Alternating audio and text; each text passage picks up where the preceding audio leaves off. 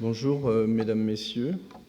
Donc, tout d'abord, je tiens à remercier le professeur Georges Calas d'avoir accepté d'animer la chaire de développement durable, environnement, énergie et société 2014-2015 sur ce sujet particulièrement important qui concerne les ressources minérales et d'avoir analysé à travers un ensemble de cours et ce colloque leur diversité, leur durabilité et leur acceptabilité environnementale. Je tiens à souligner que nous avons, dans ce cadre, eu la chance et le plaisir de recevoir Georges Calas au sein du Collège de France, et je tiens personnellement à remercier l'excellent scientifique, l'homme charismatique, l'homme aussi pour ses réels engagements dans les responsabilités collectives et dans la vie socio-économique.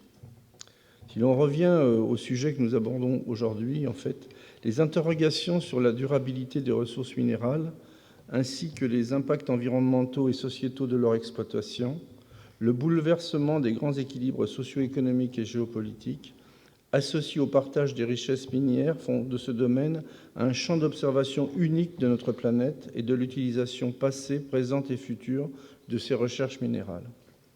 Les ressources minérales ont de tout temps constitué un secteur important de l'activité économique.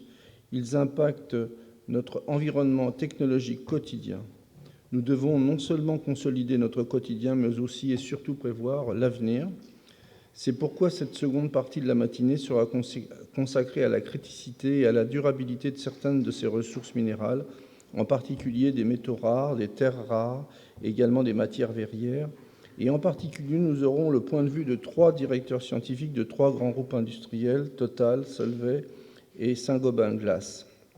Le premier exposé concerne l'analyse de la criticité des métaux rares dans les applications industrielles et sera présenté par Jean-François Münster. Jean-François Münster est diplômé de l'École polytechnique et docteur d'État de l'Institut de physique du Globe. Il a énormément travaillé sur l'étude des météorites, du volcanisme terrestre et du cycle océanique du carbone en relation avec le climat. En 1981, il crée le laboratoire de physique et chimie de l'hydrosphère de l'Institut physique du Globe, puis le laboratoire d'océanographie et de géophysique de Toulouse.